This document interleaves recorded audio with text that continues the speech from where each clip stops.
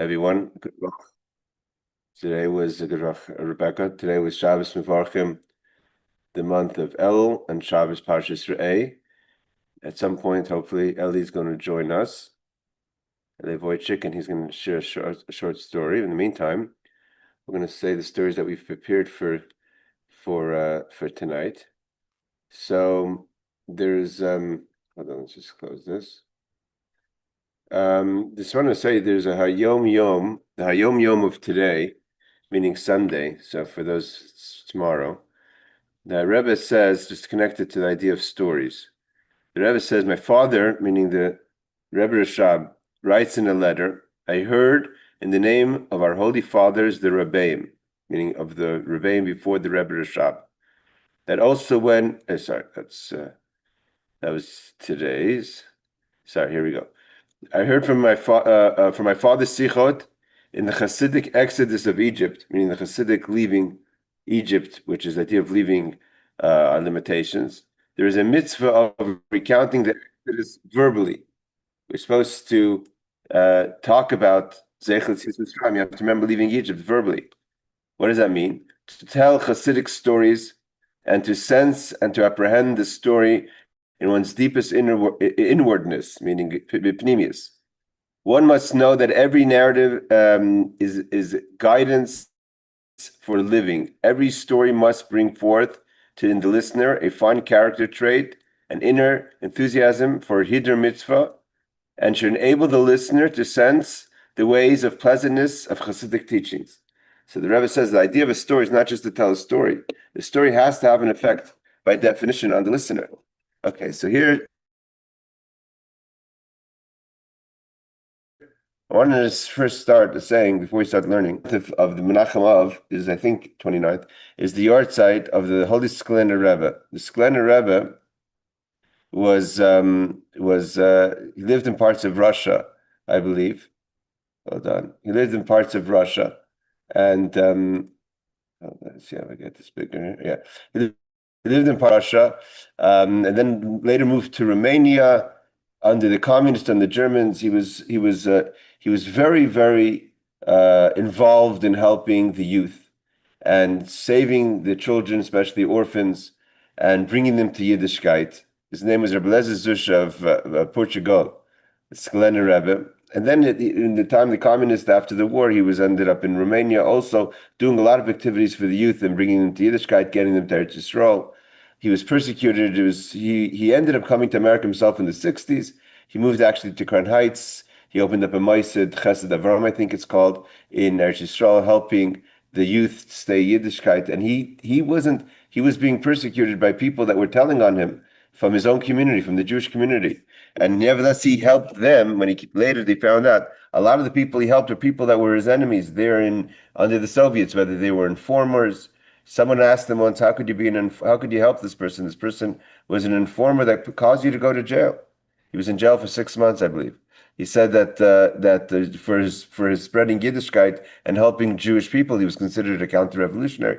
So he said, what do you mean? Do you know what kind of hardship a person has to go through that turns that person into an informer? It's not willingly. It comes from despair and pressure, etc. So I just want to say one word to the stories I was talking about the Sklener Rebbe in honor of his yahrzeit. He says that when he was in prison, he was thinking through. He couldn't do anything, couldn't do activities. He was in prison, so he was thinking through the various tefillot, and he wanted to daven them in a way that he could daven them properly. So he was thinking about the tefillah Baruch Goizer Merkayim, that we bless Hashem for decreeing, and then fulfilling His decree. And seemingly, he says he didn't understand, why is this a blessing? Baruch Goizer Merkayim. What's the gzeira? The gzeira is something negative. God's making a decree that's negative. He's about to hurt, so to say, in our minds, the Jewish people. So we're going to make a blessing, Baruch Goizer Merkayim, a blessing God who makes a gzeira and then fulfills His gzeira. And he couldn't understand this blessing. And he so much so couldn't understand the blessing, he said he wouldn't leave prison. He was not going to leave prison until this would be clear to him. And finally came upon the idea like this. He says you have to divide it. It's Baruch Gozer. We bless that although God gives a gezerah, Umakayim, he makes sure the Jewish people still exist. Not that he fulfills his gezerah, but the word Makayim is being applied to the Jewish people. That although God gives a gezerah, and seemingly when there's a gezerah, sometimes it could be that the gezerah means a decree. A decree that's usually something negative is so powerful that it could crush someone. That's what a decree is. But we make a bracha, Baruch Goyzer, that though he makes a gezerah for whatever reasons, in God's wisdom, he feels that this is what has to be done at the time, and surely God is emes and chesed. But nevertheless, he doesn't do it in such a way that destroys the Jewish people. His Makayim, he still keeps the Jewish people in existence, which we see that throughout the generations. Obviously, we've gone through tremendous persecution, and nevertheless, the Jewish people, Makayim, they're still here today, strong. Baruch Hashem, Ken Yirbu till Mashiach comes. So that's a story in honor of the Sklein Rebbe this week that is going to be his Yartzeit on 29th of Menachem Av, Meis and Shema have an aliyah and B'Yimel Yosha, and all those who are following in the footsteps of his chesed, and for Klal Yisrael in general. Another story I wanted to tell is of a story of the Alter Rebbe. The Alter Rebbe had a variety of chassidim, obviously. So here he had two chassidim. One chassid was called Zalman of Dubrovna, and another chassid was called Reb Pinchas of Shklov. And these two chassidim were both, of course, Talmidei Chachamim, scholars of learning, people of character, people who have avoda, worked on themselves, and also happened to be, which wasn't always the case, people of means, meaning wealthy people.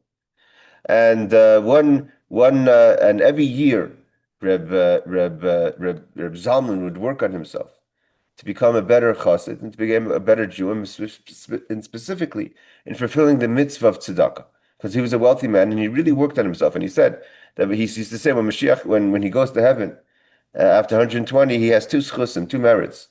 He has the merit of being a chassid of the Alter Rebbe, his Rebbe, and the second merit is the tzedakah he gave. So one year he came up with an idea that he's going to create 3 buckets or make 3 jugs in his house. And each jug is going to have either coins of silver, coins of gold, and coins of copper. And when someone comes into his house, he's going to listen, and he's going to just stick his hand into one of the jars where he felt that this jar would represent this person's situation. And without even looking at what comes out of his hand, just stick his hand into the jar, take out a fistful of coins, and give it to the person. So one day, Reb Pinchas of Shklov wanted to go see what his friend is up to, what kind of new things he figured out, so he could learn from him. So he goes and he sees that he observes that he has these 3 jugs, and someone walks in and he puts his hand into the jug, takes a fistful of coins. If the person he felt was needed something from the copper jug or from the silver jug or from the gold jug, obviously depending on the situation. But without even looking, he went and gave that fistful to the person. So he decided to do the same thing. And later he came to the Alter Rebbe, and he told the Alter Rebbe, so he said to the Alter Rebbe, I want you to know, in this week's Parsha, Ray talks about to give an open hand and to help, talks strongly about tzedakah. So this Reb Pinchas said to the Alter Rebbe, he says, listen, I learned from Reb Zalman of Dubrovna, to have the 3 jugs of copper coins, silver coins, and gold coins. And yes, I also stick my hand in and I take out a fistful of coins to give to the person. But I can't resist. I have to see how much I'm giving. He says, I'm not holding on to madrega that I'm not even checking. So that's our second story. Our third and final story is going to be a story of Reb Chaim Tzanzer, because this week we learned the laws of kosher. And in the story of Reb Chaim Tzanzer is a beautiful story. That from Chaim Tzanz is the Tzanz Chassidim, the Halberstam family, famous Halberstam Tzanz Klosenberg, tremendous tzaddikim. So Reb Chaim Tzanzer till today, Klosenberg Chassidim, especially the holy Klosenberger Rebbe from the times of the war. We have plenty of stories that we're going to be able to tell on the Klosenberger Rebbe. So Reb Chaim Tzanzer was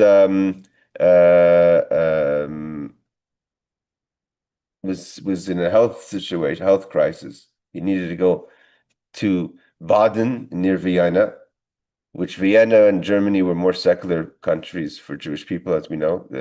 The Haskalah was more prominent in Vienna and in Germany. So he went to Baden near Vienna, and he went with Chassidim. So Shabbos, of course, he had a tish, like a Rebbe would do, even if the Rebbe travels.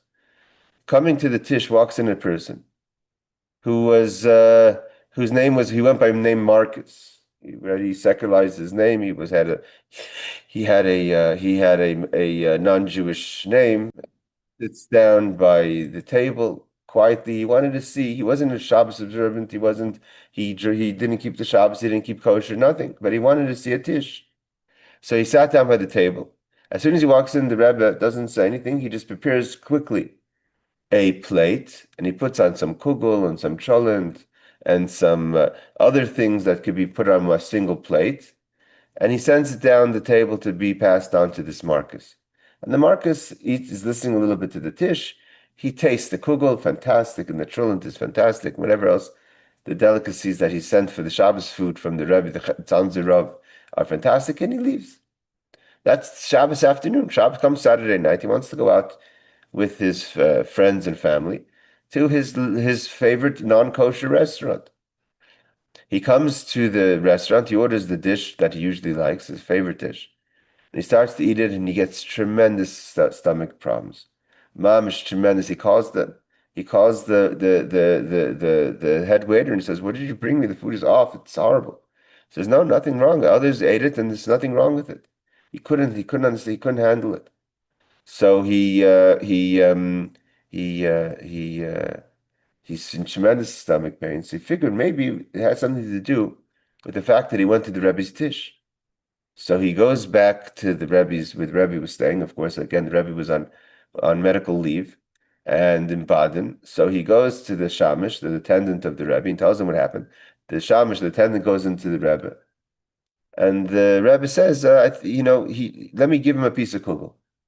So he gave him a piece of kugel, and again, his stomach is perfect. So now he's feeling great. So the next night, he decides to go back again to the restaurant. He wants to go to that restaurant. He goes back to the restaurant, he orders his dish, and again, he starts to get really sick. So he realizes something's off. So he goes back to the Rebbe and says he wants to speak to the Rebbe himself. He comes into the Rebbe, and he says, what's going on? What's going on?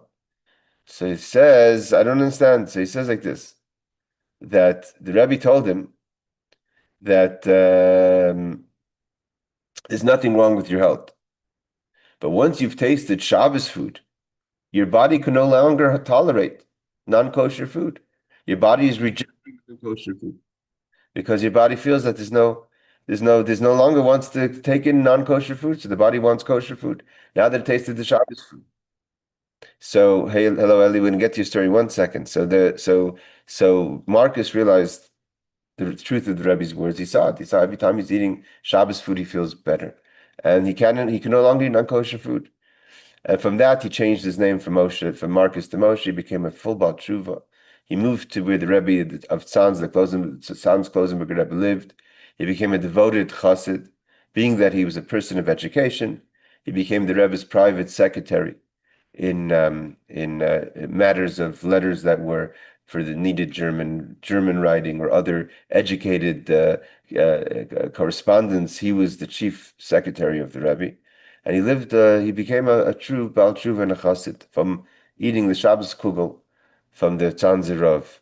The Tzanzer Rav said, I want to say that it's not a miracle, because there's other people that eat that eat non-kosher, other people that eat kosher. The difference is the fact that he came to the Tish means he wanted, even if he didn't realize, he wanted to see something. He was ready to make a change.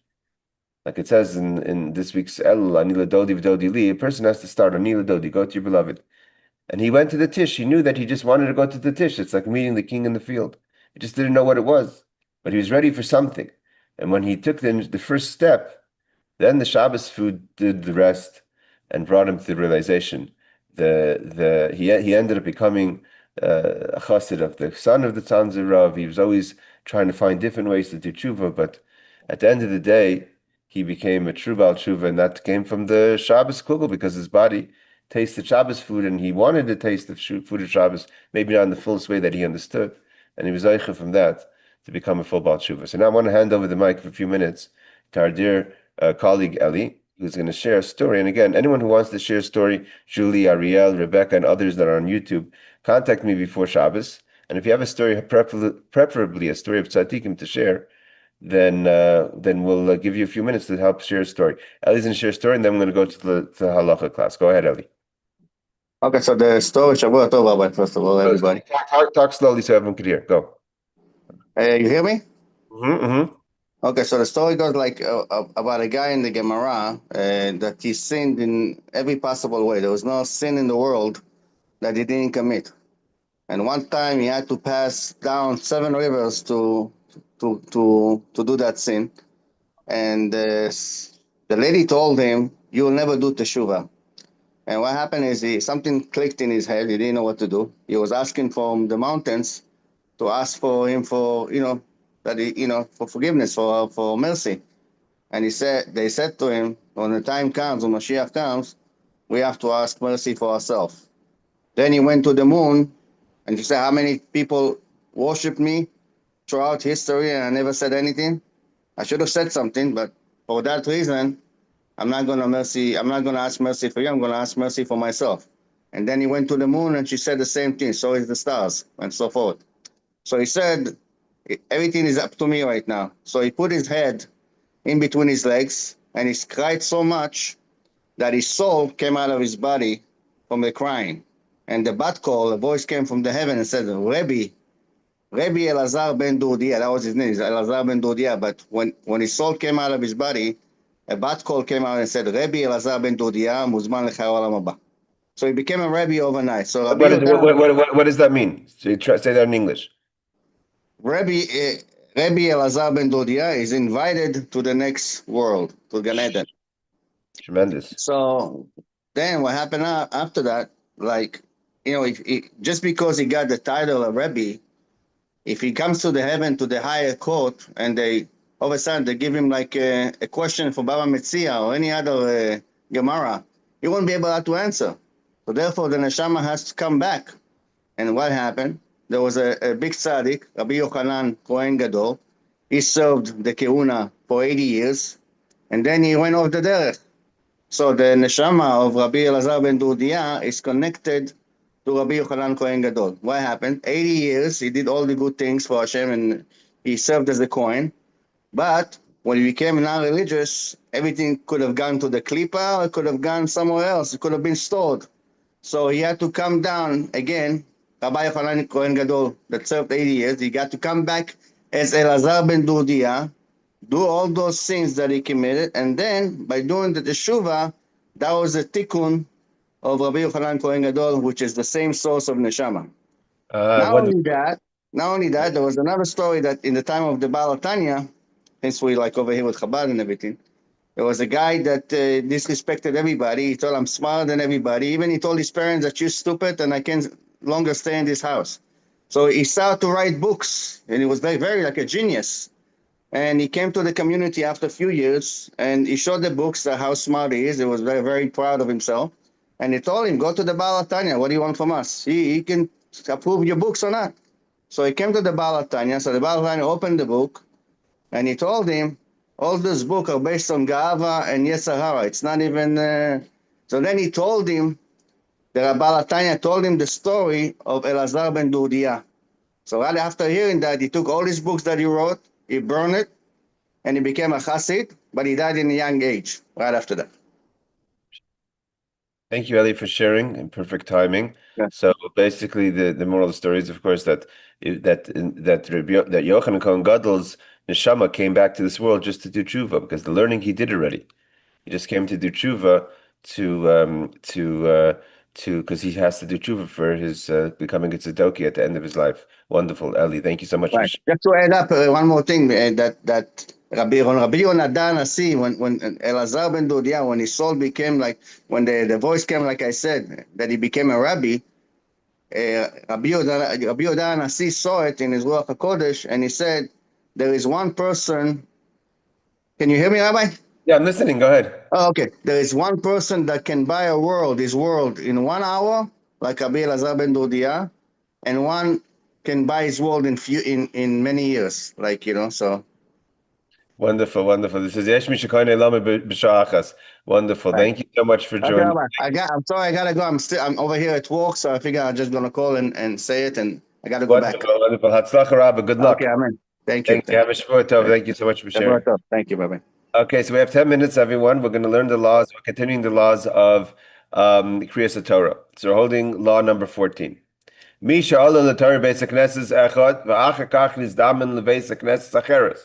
happens sometimes. It happens to me sometimes. I'm a Levite, so I'm a sought after aliyah sometimes. If they have a Kohen, they don't have a Levi. Sometimes I'm the only one there.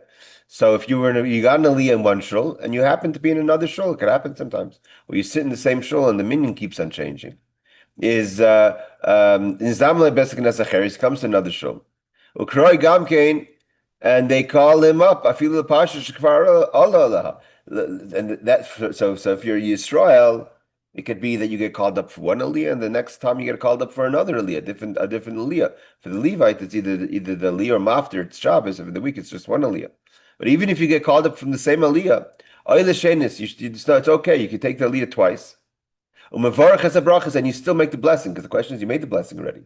So you make the blessing every time you get an aliyah. So if you get an aliyah more than once, again, this happened to me more than one time. So if I stick around the minyan sometimes, then I'm sometimes the only Levite there. So if I'm davening or I'm learning after davening, or I come early, what have you, so then I will end up getting the aliyah twice. So it's okay to make the bracha twice.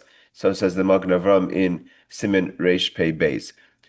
Footnote says, Parsha, the portion of the readings, even if you get called up for the same reading that they read the first time, you could say to get the aliyah the second time. Okay. B'tainis, when is the fast day? Tzibur kisher koirin v'yechal, and they read the special reading in honor of the fast day, which is a reading that's connected to fasting, and what's the reason of the fasting, meaning is if it's the Tisha B'Av, it's the reason of it's Kisel Adbana, but usually it's v'yechal, kisher koirin v'yechal, which is talking about the 13 attributes of mercy of Moshe Rabbeinu, asking for forgiveness for sin of the golden calf, which is of course connected to the idea of why we fast, usually connected to either the sin of the destruction of the temple, what have you. Is ein koirin la'alis the Torah l'mish misana. Someone should not be called up to the Torah if they're not fasting. Only someone who's fasting should get the aliyah. And there are many people that are exempt from fasting. Those people should not get an aliyah. So says the Kitzur Shulchan Aruch. V'im ein kan koin acher elazeh she'eini misana. What happens? Like in my case, let's say for whatever reason I wouldn't be fasting, and I'm a Levite, or in this case he says a kohen. So the Levi actually wouldn't be such a big deal, because you could find that earlier. You could say, I'm not fasting, so don't count me. But the kohen, you're the only kohen there. And the kohen who's there is not fasting for whatever reason. Or if he's fasting, let's say in the morning, but his doctor says he has to eat by 12. So maybe at 8 o'clock in the morning he's fasting, or 7 o'clock in the morning he's fasting. But he's not, he knows he won't complete the fast. He's not allowed. His doctor won't let him. So Kohen li Yisrael levim koimai, don't call up the Kohen. Call up an Israelite or a Levite instead. And of course, I've just had this Shabbos in Shul, where there was a bar mitzvah of our fellow, a member on the class, Rav Shimon Dershowitz, and his wife, Dr. Henkin's grandson, here in Yerushalayim had a bar mitzvah, and it was my honor to be there. And he's here in Yerushalayim and in Eretz Yisrael with his family, Mazel Tov. Take this opportunity to wish them Mazel Tov. So there was a lot of aliyahs that needed to go to some guests and families, and they said, Bimkom Kohen. They basically told the Kohanim to leave the base of Knesset. They asked them kindly. They don't have to, by the way. I've been in shuls. This is in a fast day. So in a fast day, the Kohen should leave. The halacha says so. But there are times where, let's say like this Shabbos, where they don't have, in Chabad, we don't add aliyahs. So we only do the 7 and then the maftir. So other shows they will add aliyahs, but not in Chabad. So we ask the Kohen to step outside. Sometimes I've been to shows where the Kohen says, I'm not stepping outside. It's my right. I'm a Kohen. I have the right to the aliyah. So that's something that, they have to deal with. But either way, in this case, it says, Tov she'etzah Kohen beis HaKnesses. We don't want to call up the Kohen because he's not fasting or he won't complete the fast. And best is that he leaves the room, so it's not has to be insulting to the Kohen. If he's not in the room, then we don't have the obligation initially to give him the aliyah. But if there's another Kohen that can get the aliyah, obviously he doesn't have to leave. He doesn't have to leave just because he can't get an aliyah, because he just has to leave, so we don't have to override the first aliyah and go become Kohen when he's sitting there in the room. Meaning, if you ask, for instance, like this Shabbos, so there was a very full shul. Some of the Kohanim he asked to leave, some of them didn't leave, but he just said, B'slichata Kohen. But it's better always that the kohen should leave the room. It's not proper for the kohen to be in the room and you don't give him an aliyah because that's his right. So in this case, we don't want to give him an aliyah because he's not fasting, and this is a fast day. So we ask that he should leave the room, but he only has to leave the room if he's the only kohen. If he's not the only kohen, then he could stay because the other kohen will get the aliyah. But they should let him know that he's not going to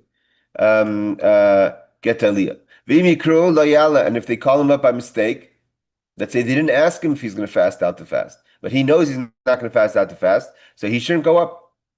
He should not go up because he knows he's not going to complete the fast.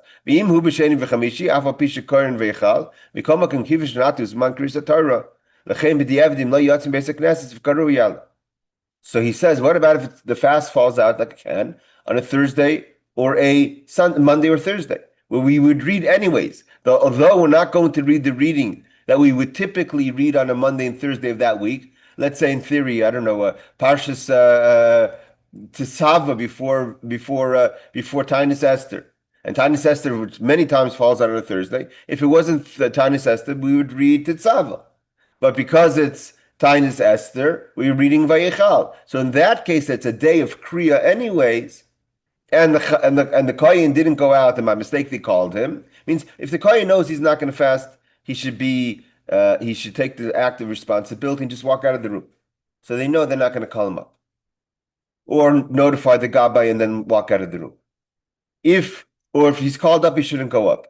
But if it's a day of Kriya and he didn't go out to the room, then b'di eved, if it's already happened, then he should go up because anyways it's a day of Kriya, so it's not really. Basically, the point of this law is that the Kriya is connected to the day of fasting. If you're not part of the story, which is the fasting, no matter if it's your fault or not, no one's blaming you. If the doctor says you can't fast, you can't fast. But this is a reading for a fast, and you're not fasting, so you shouldn't get the aliyah.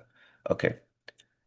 As a representative of the community. Okay, if the kohenim who is not fasting, okay, he's required to leave. That's obvious. He just wanted to point it out. Some poskim disagree and maintain that once called, he should be oila. Means the Kitzur Shulchan Aruch says that if it's not Thursday or Monday, so even if he gets called up and if he gets to tell the gabbai that he's not fasting, or he himself forgets, that doesn't mean malicious. The person just forgets.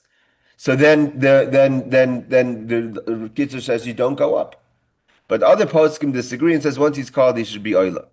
The Mishnah Brura rules that one who would be embarrassed to make it known that he is not fasting may act according to the ruling of the Taz. Meaning the Taz is the one who says that a person who's once he's called up could go up. If a person, for whatever reason, it would be an embarrassment for him to let the whole community know he's fasting. He's not fasting. But if some people are sensitive. So then if they call him up, he could rely on the Taz. That he could go up because he has who to rely. He has who to rely on. He says if the fast turns out on Monday and Thursday, even though it's a day of Kriya, even though we don't read the day of Kriya, we read the special reading for the fast. In other words, a reading especially for the fast. Then b'diavad you could go up. In other words, the Torah will be read even if it were not a fast. So therefore, it's not that the fast it causes the reading, and therefore it's inappropriate for you to take an aliyah if you're not part of the fast. Anyways, there's a reading. The question is what we're reading, and therefore, if he didn't leave the room and they called him up, he could take the aliyah. Okay. He says, explanation, when the fast day falls on Monday or Thursday, the reading fulfills two obligations. One is the reading Monday and Thursday. Why do we read Monday and Thursday? Because they didn't want to go 3 days without reading Torah. So it was instituted to have every 3 days. Therefore, we have Shabbos. Of course, you have Mincha, which is also extra takana. And then we have Monday and Thursday. So we shouldn't go a whole week without reading Torah. So reading Vayichal fulfills that obligation. What do we usually read? We'll usually read the parsha of the week.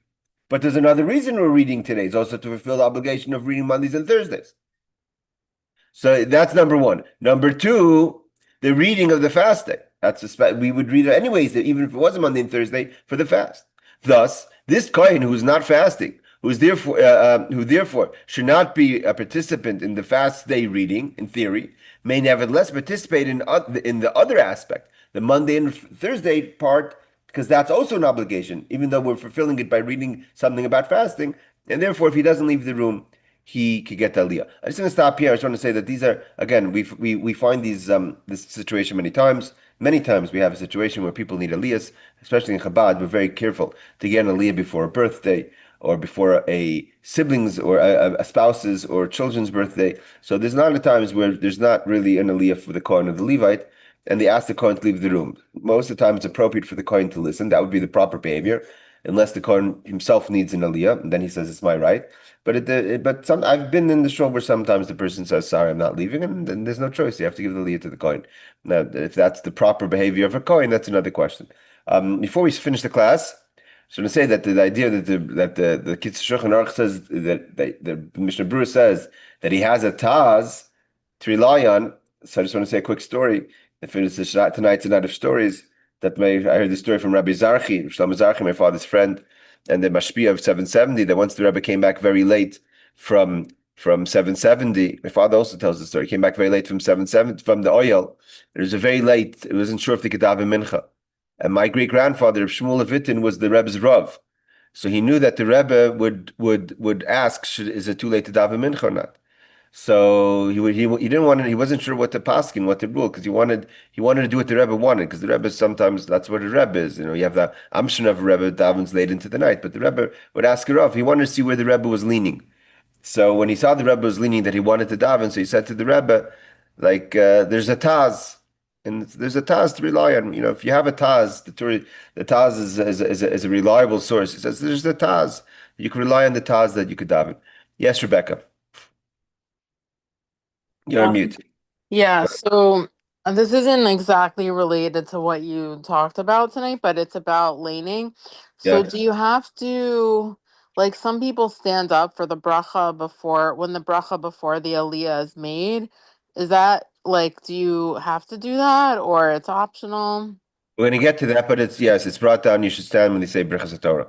There are places that says that it's more, it's one should try to stand throughout the Kriya.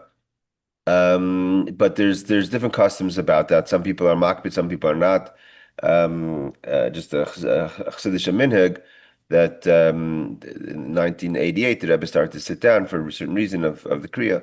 So ever since then, people said, given since if my Rebbe is sitting down, the Rebbe, it was maybe connected to health reasons or others.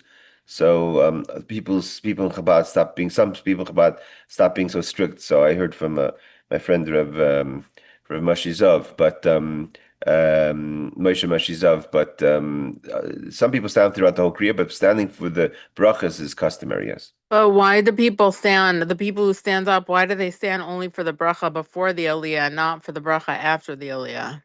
That's the main bracha, Krias HaTorah. Uh-huh. All right, everyone. Thank you.